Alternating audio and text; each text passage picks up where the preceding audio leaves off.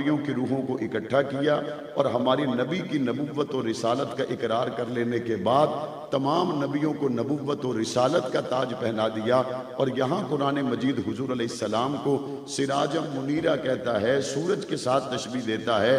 تو یہ بات آپ جانتے ہیں، آسمان پر چمکنے والے ستاروں کی روشنی ذاتی نہیں ہوتی بلکہ ان کو سورج روشنی دے کے جاتا ہے۔ آسمان پر نظر آنے والے چاند کی روشنی ذاتی نہیں ہوتی بلکہ سورج اس کو روشنی دے کے جاتا ہے۔ پاک پیغمبر کو قرآن سورج کے ساتھ تشبیہ دیتا ہے۔ میرے نبی کی نبوت حقیقی ہے، آدم کی نبوت طفیلی ہے۔ میرے نبی کی نبوت حقیقی ہے، عیسیٰ و موسیٰ، ہارون و یحییٰ کی نبوت طفیلی ہے۔ پاک پیغمبر کی نبوت حقیقی ہے، 1,24,000 انبیاء کی نبوت طفیلی ہے۔ اور پاک پیغمبر صلی اللہ علیہ وآلہ وسلم کو اللہ تعالیٰ نے آخری نبی بنا کر بھیجا۔ آپ یہ علماء سے سنتے ہیں، بار بار سنتے ہیں، لیکن یہاں میں گفتگو کو تھوڑا سا مختلف انداز میں آپ کے سامنے رکھنا چاہتا ہوں۔ آپ نے عام طور پر یہ سنا کہ حضور آخر میں آئے، حضور آخر میں آئے، حضور آخر میں آئے، لیکن میں کہتا ہوں حضور آخر میں نہیں آئے، حضور درمیان میں آئے، حضور درمیان میں آئے۔ کیسے درمیان میں آئے؟ حضور علیہ السلام کا یہ چمکتا ہوا چراغ، یہ سورج درمیان میں آئے۔ کس کے درمیان میں؟ کہ حضور کے پیچھے 1,24,000 انبیاء کی جماعت ہے اور حضور کے بعد 1,24,000 صحابہ کی جماعت ہے۔ حضور آخر میں آئے انبیاء کے اعتبار سے، لیکن حضور درمیان میں آئے دو جماعتوں کے اعتبار سے۔ اور حضور علیہ السلام کا یہ نور اگر پہلوں پہ چلا جائے تو 1,24,000 انبیاء نبوت کے ستارے بنتے ہیں، اور حضور کا یہ نور بعد والوں پر جائے تو 1,24,000 صحابہ ہدایت کے مینارے بن جاتے ہیں۔ حضور درمیان میں ہیں، حضور سے پہلے والوں کو عزت اور عظمت ملی، وجہ آقا دو جہاں ہیں۔ حضور کے بعد والوں کو عزت اور عظمت ملی، وجہ آقا دو جہاں ہیں۔ حضور علیہ السلام سے پہلے جو لوگ ہیں وہ بھی اپنی مرضی سے اس منصب تک نہیں پہنچے، وہ بھی اللہ تعالیٰ کی خاص عطا سے اس منصب کے حقدار بنے۔ اور حضور علیہ السلام کے بعد جو لوگ ہیں یہ بھی نسبت مصطفیٰ کی وجہ سے اپنی مرضی اور کوشش سے اس منصب کو حاصل نہیں کر سکے، بلکہ یہ بھی اللہ کی عطا کی وجہ سے اور نسبت مصطفیٰ کی وجہ سے بنے ہیں۔ اگر ان دونوں جماعتوں پر، اور آج کل مشہور ایک شعر کو میں ان دونوں جماعتوں کے بارے میں پڑھوں تو بے جا نہیں ہوگا۔ وہ عام طور پر لوگ شعر پڑھتے ہیں نا کہ خدا سے مانگ کر لائے تھے زندگی کے 4 دن، 2 انتظار میں گزر گئے اور 2 دیدار میں گزر گئے۔ اب یہ جو 2 انتظار والے ہیں یہ کن کے ہیں، اور جو 2 دیدار والے ہیں یہ کن کے ہیں؟ تو میں اس طرح سے اس شعر کو مناسب جگہ پر لگانے کی کوشش کیا کرتا ہوں کہ حضور سے پہلے آنے والے 1,24,000 انبیاء ان کے دن حضور کے انتظار میں گزر گئے، اور حضور کے بعد آنے والے 1,24,000 صحابہ کے 2 دن حضور کے دیدار میں گزر گئے۔ انہوں نے حضور کا انتظار کیا، ہر نبی نے انتظار کیا اور اپنے امتیوں کو بتایا ایک آخری نبی آئے گا، آنے والا آئے گا، اور اس کی نبوت اور رسالت کا ڈنکا قیامت کی صبح تک بجتا رہے گا۔ اور یہ سارے انتظار کرتے کرتے کرتے دنیا سے چلے گئے، اور پاک پیغمبر کے صحابہ نے انتظار نہیں کیا، پاک پیغمبر کے صحابہ نے دیدار کیا۔ اور اللہ تعالیٰ نے حضور علیہ السلام سے پہلے جو انبیاء کی جماعت کو بھیجا اس کی تعداد کم و بیش 1,24,000 ہے، اور حضور کے بعد جن کو نسبت مصطفیٰ کی وجہ سے عزت ملی ان صحابہ کی تعداد 1,24,000 ہے۔ حضور سے پہلے انبیاء کی جماعت میں سارے عرفہ و اعلیٰ، لیکن رسول اللہ نے 313 بنا کر بھیجے۔ حضور کی 1,24,000 جماعت میں سارے عرفہ و اعلیٰ بلند و بالا، لیکن بدر میں 313 اترے۔ پاک پیغمبر سے پہلے آنے والی انبیاء کی جماعت میں رسول 313، لیکن 10 وہ ہیں جن کو باقی انبیاء سے اللہ نے ممتاز کر دیا۔ اور پاک پیغمبر کی 313 کی اس جماعت میں 1,24,000 کی جماعت میں 10 صحابہ وہ ہیں جن کو پاک پیغمبر نے دنیا میں جنتی ہونے کا تاج پہنا دیا، اور پاک پیغمبر سے پہلے آسمانی کتابوں کے حامل تمام انبیاء سے نمایاں 4 نبی اور رسول ہیں۔ ایک کو دنیا حضرت موسیٰ کے نام سے جانتی ہے، ایک کو دنیا حضرت عیسیٰ کے نام سے جانتی ہے، ایک کو دنیا حضرت داؤد کے نام سے جانتی ہے، اور تمام انبیاء میں اللہ نے جو سب سے نمایاں مقام عطا کیا وہ محمد کریم صلی اللہ علیہ وآلہ وسلم صاحب قرآن نبی کو دنیا جانتی ہے۔ اور پاک پیغمبر کے بعد اللہ نے حضور کی وجہ سے 1,24,000 میں سے 313 کو، اور 313 میں سے 10 کو، اور ان 10 میں سے جن 4 کو اللہ نے نمایاں مقام اور مرتبہ عطا کیا، ایک کو دنیا ابو بکر صدیق کے نام سے جانتی ہے، ایک کو دنیا عمر فاروق کے نام سے جانتی ہے، ایک کو دنیا عثمان کے نام سے جانتی ہے، ایک کو دنیا علی کے نام سے جانتی ہے۔ اور تمام انبیاء کی تاج اللہ تعالیٰ نے سرداری کا تاج مصطفیٰ کے سر پہ رکھا، اور تمام صحابہ کی سرداری کا تاج اللہ نے ابو بکر صدیق کے سر پہ رکھا۔ یہاں پاکستان کا صدر وزیر اعظم کسی ملک میں چلا جائے اور آگے سے صدر وصول کرنے کے لیے نہ آئے تو لوگ کہتے ہیں پروٹوکول کا لحاظ نہیں رکھا گیا۔ انبیاء کے سردار آئے تو ان کو وصول کرنے والے، ویلکم کرنے والے کا نام ابو بکر صدیق ہے، اور امتی کوئی نہیں۔ اور پاک پیغمبر آئے، اول تصدیق کرنے والے، اول کلمہ پڑھنے والے کو ابو بکر صدیق کہتے ہیں۔ پاک پیغمبر آئے اور حضور علیہ السلام کو مخاطب کیا ابو بکر صدیق نے، اور کلمہ پڑھ لیا۔ بہت سے لوگ حضور علیہ السلام کے مخالف ہیں، لیکن اسی ماہ ربیع الاول میں ولادت بھی ہوئی، اعلان نبوت بھی ہوا۔ جب ولادت ہوئی ابو بکر موجود نہیں تھے، ابو لہب موجود ہے۔ حضور علیہ السلام نے 40 سال کے بعد اعلان نبوت کیا، اب ابو بکر بھی موجود ہے، ابو لہب بھی موجود ہے۔ یہاں ابو بکر آگے چلا گیا، ابو لہب پیچھے رہ گیا۔ وجہ کیا بنی؟ 40 سال کے بعد جب پاک پیغمبر نے اعلان نبوت کیا، ابو لہب پیدا ہونے پر خوشی کا اظہار کرنے کے باوجود اعلان رسالت کے وقت مخالفت کرتا ہے۔ قرآن تبت یدا ابی لہب تب کہتا ہے، اور اعلان نبوت کے وقت ابو بکر موجود ہے، ولادت کے وقت موجود کوئی نہیں، لیکن اعلان نبوت پر لبیک ابو بکر صدیق کہتا ہے۔ قرآن ابو بکر صدیق کی صحابیت کا گواہ بن جاتا ہے۔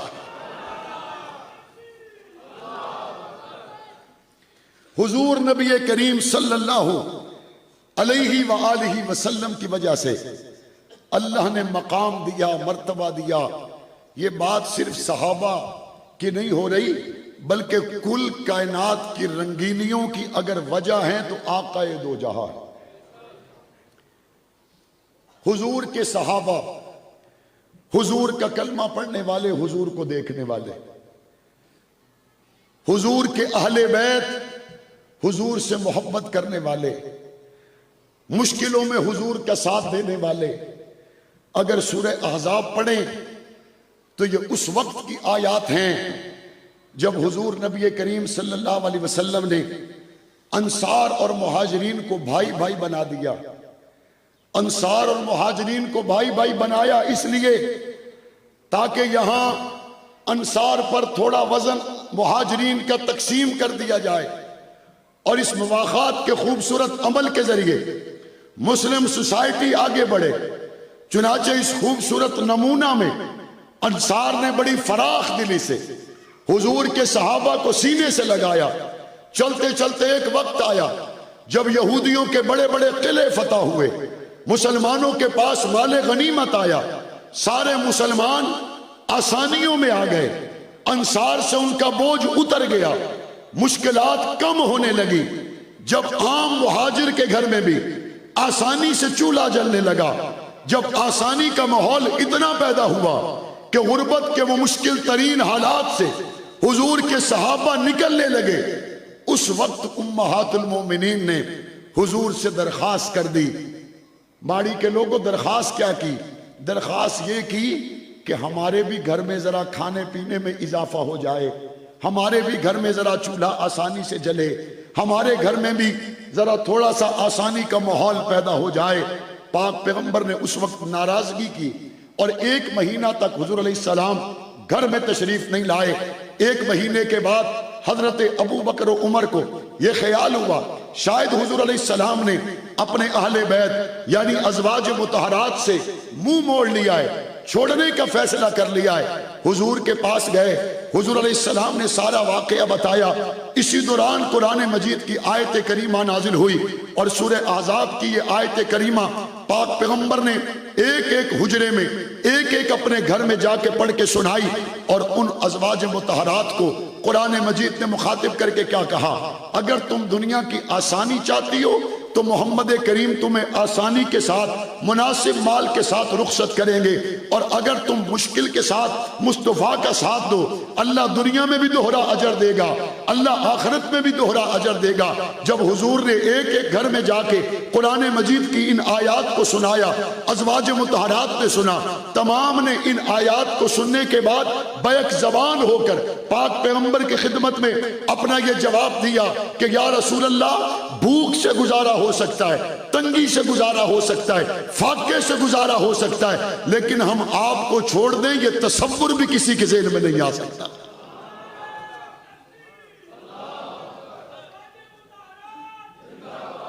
آپ اندازہ کریں جب عام مہاجر کے گھر میں بھی چولہا جلنے لگا, اس وقت بھی محمد کریم نے اپنے گھر میں آسانی لانا مناسب نہیں سمجھا.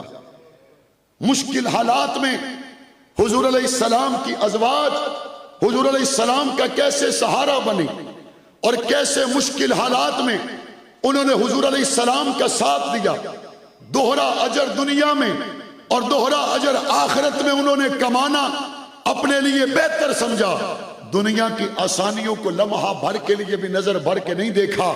پاک پیغمبر کی ازواج نے پاک پیغمبر صلی اللہ علیہ وسلم کا ساتھ ایسا بھی دیا کہ حضور نے ایک ایک حجرے میں ایک صحابی کو بھیجا کہ جاؤ پتہ کر کے آؤ گھر میں کچھ کھانے کو ہے کہ نہیں ہے. 9 کے 9 حجروں سے صحابی رسول جب پہنچا حضور کے پاس تو آ کے بتاتا ہے کہ ہر حجرے سے ایک ہی آواز آئی ہے کہ گھر میں سوائے پینے کے پانی کی اور کچھ بھی نہیں ہے. اور یہ بات بھی میں ساتھ اسی مناسبت سے عرض کرتا چلوں, اہل بیت کا اول مصداق حضور کی ازواج ہے, اور اس کا حوالہ بھی قرآن مجید سے دوں گا. حضرت ابراہیم علیہ السلام کے پاس فرشتے آئے. جب حضرت ابراہیم کی عمر 100 سال سے زیادہ اور حضرت سارہ کی عمر 90 سال سے زیادہ, ان فرشتوں نے آ کے حضرت ابراہیم سے کیا کہا ہم آپ کو بیٹے کی خوشخبری دینے کے لیے آئے. حضرت ابراہیم علیہ السلام نے ان کی بات کو سنا, پاس کھڑی ہوئی حضرت سارہ نے بھی سن لیا. حضرت سارہ نے تعجب سے سر میں ہاتھ مارا اور کیا کہنے لگی میری عمر 90 سال سے زیادہ ہے, میں اس عمر میں بچے کو جنم دوں گی, اور یہ میرے گھر والے کی عمر 100 سال سے زیادہ ہے, اس عمر میں اس کو اللہ بیٹا نہیں تھے. حضرت سارہ ساتھ, مراد کون ہے, بیوی یا بیٹی؟ یہاں اہل البیت علی تک تمہیں اتھے اہل بیت کا کیا حال ہے تو مراد نواسے, ایسے ہی ہے نا, ایسے ہی. اردو میں پوچھیں تو مراد بیوی ہے, پنجابی میں پوچھیں تو مراد بیوی ہے, اور جب عربی میں پوچھیں گے تو بھی مراد بیوی ہے. اور میں نے قرآن مجید سے حوالہ دیا, اہل البیت یہاں قرآن مجید حضرت سارہ کو حضرت ابراہیم کی بیوی کو مخاطب کر کے اہل البیت کہتا ہے. پاک پیغمبر کی اول اہل بیت کا لقب پانے والی حضرت خدیجۃ الکبریٰ ہیں. پاک پیغمبر کے اول اہل بیت حضرت سودا ہیں. پاک پیغمبر کے اہل بیت حضرت عائشہ ہیں, حضرت حفصہ ہیں, حضرت زینب ہیں, حضرت میمونہ ہیں, حضرت جویریہ ہیں, حضرت ماریہ ہیں. پاک پیغمبر کی اول اہل بیت حضور کی تمام ازواج مطہرات ہیں. اور جب اللہ اولاد دے تو اہل بیت میں وہ بھی شامل ہو جاتے ہیں یا نہیں ہو جاتے. اور کبھی کبھی ایسا بھی ہوتا ہے آپ کے سسر بھی اہل بیت میں ہوتے یا نہیں ہوتے؟ سسر آ جائے تو بیٹھک میں بٹھاتے ہو یا گھر میں؟ داماد آ جائے بیٹھک میں بٹھاتے ہو یا گھر میں؟ تو حضرت ابو بکر صدیق عائشہ صدیقہ کے والد حضور کے اہل بیت میں اگر اس نسبت سے شامل کیا جائے تو سسر بھی باہر کا فرد نہیں ہوتا بلکہ گھر کا سربراہ ہوتا ہے۔ حضرت عمر فاروق حضرت حفصہ رضی اللہ تعالیٰ عنہا کے والد اور حضور کے سسر ہیں، اس نسبت سے دیکھا جائے تو سسر باہر کا فرد نہیں گھر کا سربراہ ہوتا ہے۔ اور حضور کے دوہرے داماد حضرت عثمان حضرت علی المرتضی اگر ان کو اس نسبت سے دیکھا جائے یہ بھی گھر سے باہر کے نہیں، یہ بھی گھر کے لوگ ہیں۔ پاک پیغمبر کے جب اصحاب کی بات آتی ہے اس وقت اہل بیت بیچ میں شامل ہوتے ہیں۔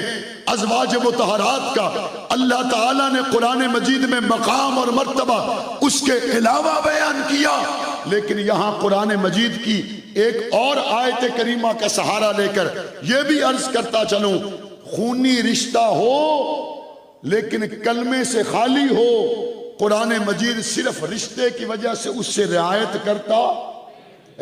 کرتا۔ حضرت نوح علیہ السلام اللہ کے نبی ہیں، 950 سال تبلیغ کی، اور 950 سال کے بعد اللہ نے حکم دیا ہاں بھائی نوح بیڑا تیار کر، تجھے اور تیرے گھر والوں کو ہم یہاں سے نکالیں گے اور اہل ایمان کو نکالیں گے۔ 950 سال کی محنت میں مسلمان ہونے والے لوگوں کی تعداد 80 سے زیادہ نہیں تھی۔ یہاں پہ لوگ بڑی جلدی مایوس ہو جاتے ہیں، او جی میں 3 سال 5 سال لگاتار کام کیتا، بندے نال شامل نہیں ہونے پہ۔ اچھا تو اب پتا چلا آپ تو بندوں کے لیے کر رہے تھے۔ او جی میں نے 10 سال کام کیا، لوگ نہیں جڑ رہے۔ آپ اخلاص سے کریں اور مناسب حکمت عملی کے ساتھ کریں، لوگ ساتھ جڑ جائیں تو بھی کامیابی ہے، نہ جڑیں تو بھی کامیابی ہے، چونکہ پہلا قدم بھی اللہ کے لیے اور آخری قدم بھی اللہ کے لیے۔ اللہ کروڑوں رحمت نازل فرمائے حضرت قاضی مظہر حسین رحمت اللہ علیہ کی قبر پر، جنہوں نے اس سرزمین پر محنت کی۔ ہم سمجھتے ہیں کہ حضرت قاضی صاحب رحمت اللہ علیہ نے محنت تو اس سرزمین پر کی، لیکن ان کی محنت کی برکت سے اللہ تعالیٰ نے جو حالات پیدا کیے، میں کہتا ہوں آج عراق میں پیدا ہونے والے حالات، آج ایران میں پیدا ہونے والے حالات، آج دنیا بھر میں اہل و سنت میں پیدا ہونے والی بیداری، یہ بیداری ان لوگوں کی وجہ بعد میں ہے، قاضی مظہر حسین جیسے لوگوں کی محنت پہلے ہے۔ یہ وہاں پر پیدا ہونے والی بیداری، وہ لوگ وجہ بعد میں بنے، حق نواز کی قربانی۔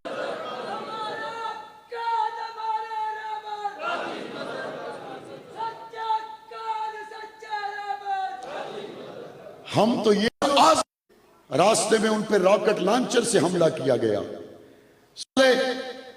بم دھماکوں سے اٹھ کر عظمت صحابہ کے نعرے آ جا، کشتی میں سوار ہو جا، بیٹا آگے سے جواب دیتا ہے۔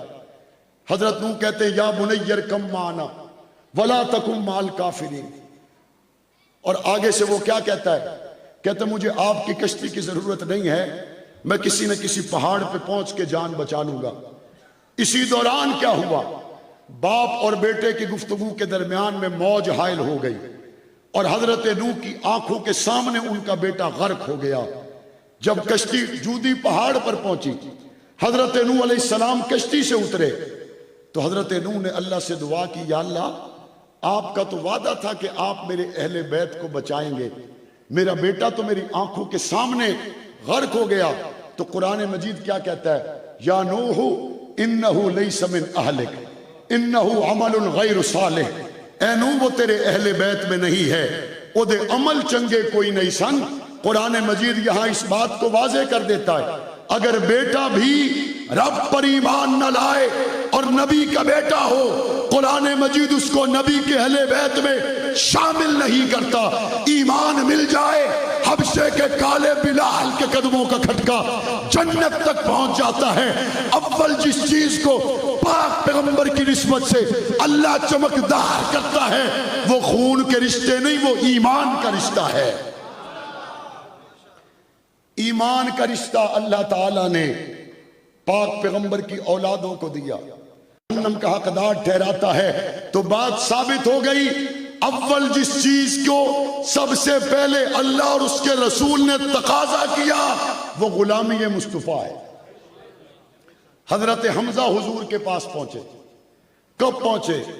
جب لوگوں نے بتایا حمزہ تیرے بھتیجے محمد کو ابو جہل نے مارا ہے، ابھی کلمہ نہیں پڑا تھا۔ کعبہ کے صحن میں پہنچے، لوگوں سے پوچھا بتاؤ ابو جہل کدھر ہے؟ بتایا وہاں ہے۔ اپنی تلوار کی دستی ابو جہل کے منہ پہ ماری، کہا تو نے میرے بھتیجے کو مارا ہے؟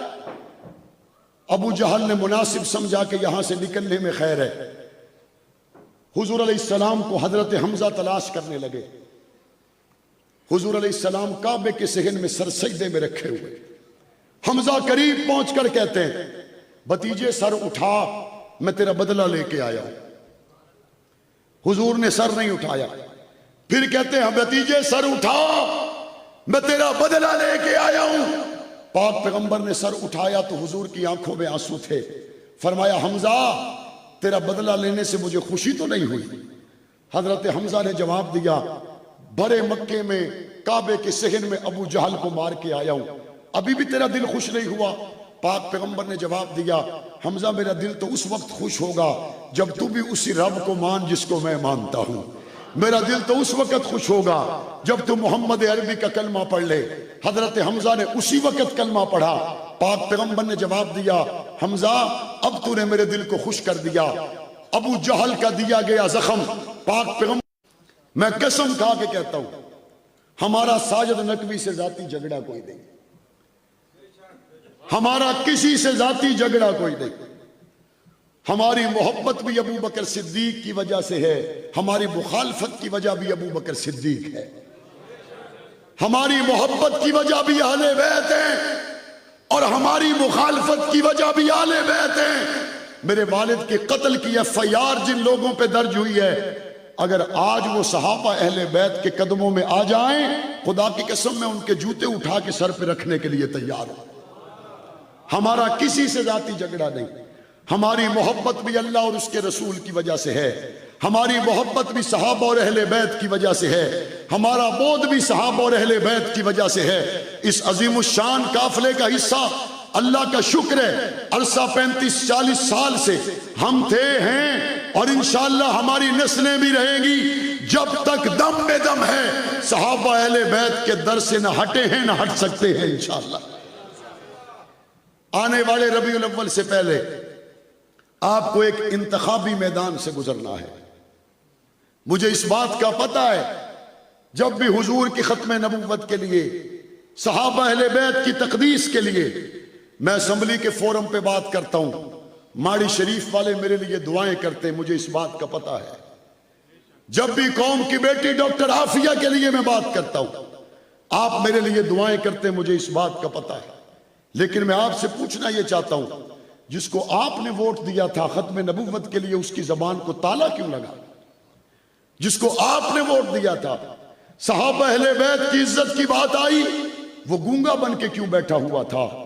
اگر آپ اس سے سوال کریں تو بہت اچھی بات ہے، اگر سوال نہ کر سکے تو پھر میرے ساتھ ایک عہد ضرور کریں، آنے والے چند مہینوں میں جب انتخابی میدان سجے گا ہمارا ووٹ گلی کے لیے نہیں ہوگا، ہمارا ووٹ سولنگ کے لیے نہیں ہوگا، ہمارا ووٹ نالی کے لیے نہیں ہوگا، ہمارا ووٹ ہوگا تو حضور کی ختم نبوت کے لیے ہوگا، صحابہ اہل بیت کے لیے ہوگا۔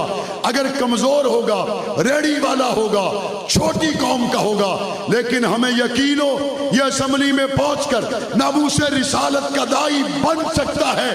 ووٹ اسی کو دو گے یا نہیں دو گے؟ ساتھ اسی کا دو گے یا نہیں دو گے؟ اور میرے اللہ نے چاہا انشاءاللہ ثم انشاءاللہ ثم انشاءاللہ، میں اللہ پہ بھروسہ کر کے کہتا ہوں آنے والے ربیع الاول میں ضلع چکوال سے اسمبلی کے ایوانوں تک وہی شخص پہنچے گا جس کے دل میں اہل بیت کی محبت بھی ہوگی، صحابہ کی محبت بھی ہوگی۔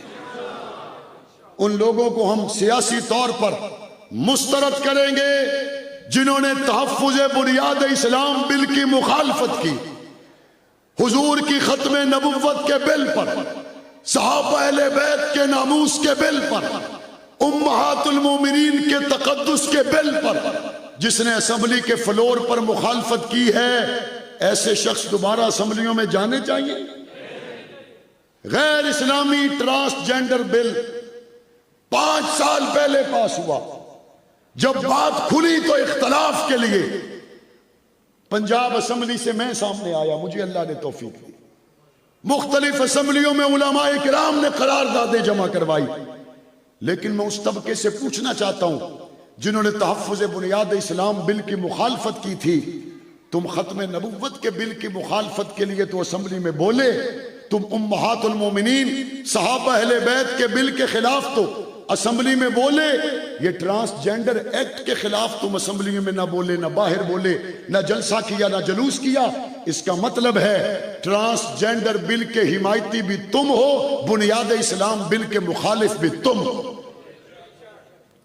اور ہم یہ سمجھنے پر مجبور ہیں کہ وہ طبقہ جو تحفظ بنیاد اسلام بل کی مخالفت کرے اور ٹرانسجینڈر بل جو غیر اسلامی، اس کے خلاف خاموش رہے، ہم سمجھنے پر مجبور ہیں یہ پاکستان میں غیر ملکیوں کے ایجنٹ ہو سکتے ہیں، پاکستان کے حوبدار۔ تحفظ بنیاد اسلام بل میں کیا تھا کہ جہاں بھی حضور کا نام آئے ساتھ خاتم النبیین لکھا جائے۔ اس بل سے کسی مسلمان کو اختلاف ہو سکتا ہے؟ تحفظ بنیاد اسلام بل میں یہ تھا جہاں حضرت خدیجۃ الکبریٰ کا نام آئے ساتھ ام المومنین ضرور لکھا جائے۔ اس بل سے کسی کو اختلاف ہو سکتا ہے؟ اور جو اختلاف کرے وہ مسلمان ہو سکتا ہے؟ آپ سیاسی میدان میں تحفظ بنیاد اسلام بل کی مخالفت کرنے والوں کو ووٹ کی پرچی کے ذریعے مسترد کریں گے انشاءاللہ، اس کے لیے پرعزم رہیں گے انشاءاللہ۔ میرے اللہ نے چاہا وہ وقت دور نہیں ہے جب قاضی مظہر حسین رحمت اللہ علیہ اور ہمارے اکابر شہداء قائدین رحمت اللہ علیہ کی قربانیوں اخلاص کی برکت سے پاکستان میں وہ دن ضرور آئے گا جب صحابہ اور اہل بیت کے گستاخ کے لیے سزائے موت کا قانون بنے گا انشاءاللہ۔ اور اس کے لیے اگر آپ کو اسلام آباد بلایا گیا تو آنے کے لیے تیار رہو گے؟ لاہور بلایا گیا تو آنے کے لیے تیار رہو گے؟ آج کے جوان سے کہنا چاہتا ہوں، اٹھ شیر مجاہد ہوش میں آ، تعمیر خلافت پیدا کر، کیوں فرقے فرقے ہوتا ہے، اب ایک جماعت کو پیدا کر